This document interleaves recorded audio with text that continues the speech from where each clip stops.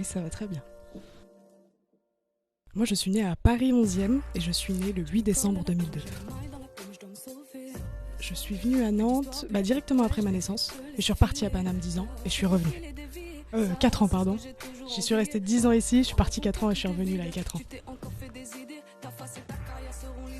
Alors non, moi j'ai arrêté les études du coup et j'étais en fac de psycho mais j'ai arrêté au bout d'un mois. Parce que le système scolaire me plaisait pas. Pourtant c'était très intéressant mais c'était pas assez cadré pour moi. Donc je suis partie et du coup maintenant je travaille à Sushi Shop depuis 6 mois à peu près.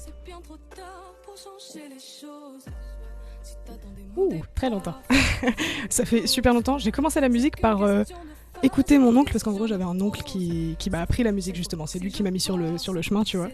Et j'avais un oncle qui faisait du groupe, qui avait un groupe et qui jouait en fait sur scène. Et du coup, ils enregistraient en fait tous les mercredis, jeudis. Et moi j'étais dedans avec un casque anti-bruit en train de colorier parce que ça me faisait trop kiffer. Et après, du coup, j'ai commencé à faire un peu de guitare avec mon oncle. Je chantais sur scène avec lui. Et du coup, après, moi, j'ai fait mon petit truc et tout. Et puis, j'ai découvert la trap, j'ai découvert la R&B, j'ai découvert trop de trucs. Donc maintenant, je me diversifie en balle, mais ça vient de ma famille plus particulièrement. Quand j'étais petite, j'ai commencé à écouter du Lori, principalement. Ta meilleure amie, je serai là, toujours pour toi. Et après, je me suis dirigée vers tout le crew 1995, l'entourage, surtout Nekfeu et Alpha au max. On prend le rap à la source, rime sample et flow. 1995, l'équipe qui te met des chiffres au micro. En 2-0-1, on rentre dans le jeu et les cartes changent de main. Je me suis dirigée aussi pas mal vers Orelsan en 2009. Moi j'avais kiffé le premier album et c'est ce qui m'avait fait kiffer aussi la façon de raconter les choses. Je vais pas te mentir, je suis pas vraiment ton prince charmant. Si tu veux bien sortir avec moi, c'est pour le pire.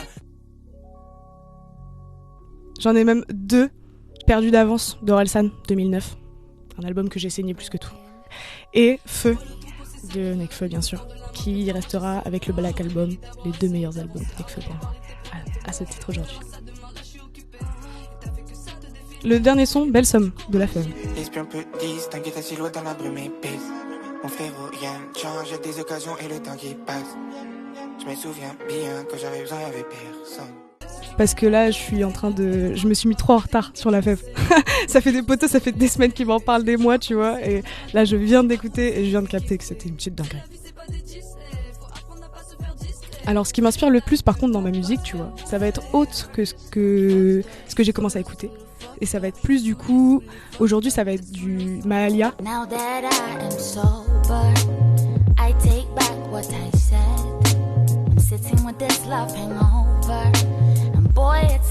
Et beaucoup la vague un peu Brent Faiyaz, Frank Ocean, tous ces trucs-là. Beaucoup de... Je suis quand même pas mal dans la trap française, tu vois. J'aime beaucoup la trap française. Mais sur les ricains, quand même, je reste en majorité sur les ricains. Avec J. Cole, avec Big Sean, avec Jérémy et tout ça. Les 3. En vrai, ouais, parce que je chante dès le départ, enfin, depuis le début, je chante. Après, j'ai commencé à faire un peu de trap. Et après, tu vois, j'ai commencé à faire plein d'autres trucs, en fait. Après, je me spécialise plus en ce moment, tu vois, sur R&B, soul et trap. Mais du coup, c'est bien les trois plus gros, tu vois, qui me représentent aujourd'hui, tu vois. Une nouvelle vague un peu anglais-français. Parce que je trouve qu'en fait, moi, j'ai toujours trouvé ça vachement... Je sais pas, il y avait un côté ringard, en fait, dans les chansons anglais-français que j'aimais pas, tu vois. Et j'ai envie de ramener un goût de fraîcheur à ce truc-là anglais-français, tu vois, genre des refrains en anglais, des couplets en français ou l'inverse. Je trouve ça vraiment lourd. Donc je vais essayer de ramener ça et surtout un côté vraiment R&B soul que je kiffe plus que tout. C'est pas commun. Après, je trouve qu'il faut de plus en plus, tu vois, parce que là, par exemple, tu vois, je peux te raconter un petit truc par rapport à Trampo que j'ai fait. En mode, j'ai fait une semaine ça s'appelait le Summer Camp à Trampo.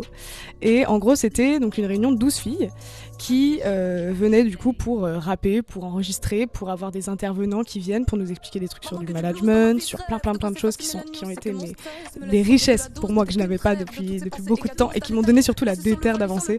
parce que du coup j'en voyais pas le bout, parce que du coup je voyais pas trop l'aspect professionnel dans la musique, et du coup ça m'a permis vraiment d'avoir une vision hyper carrée, tu vois, de comment je dois gérer mes réseaux, mes machins, mes trucs, tu vois. Donc ça m'a aidé de ouf, et du coup ça m'a fait prendre conscience que les femmes maintenant, enfin c'est bizarre de dire les femmes ont le droit de prendre, non, les femmes ont le droit, enfin comme les hommes, les humains ont le droit, tu vois, on a tous le droit, ok, et il y a pas de différence homme-femme pour moi, tu vois, il y a pas. Donc je me sens jamais mal à l'aise, tu vois, si je suis la seule fille et qu'il y a que des gars qui rappent, tu vois, jamais, tu vois, parce que pour moi c'est pas un truc de mec, donc je dois pas me sentir, tu vois. Donc moi j'ai pas de problème avec ça. Alors là tout de suite, là je suis sur un projet, un son en anglais, un truc un peu à la Mac Miller, tu vois, en mode des trucs assez jazzy un peu, tu vois, des prods un peu comme ça. Et ce son-là en anglais, j'ai aussi pas mal de petits trucs qui vont arriver, des petits trucs un peu trap, tu vois. Mais j'en parle pas pour l'instant parce que c'est secret. Un petit mot pour la fin. Et éparpillez le love au maximum, partout. Et ne vous arrêtez jamais.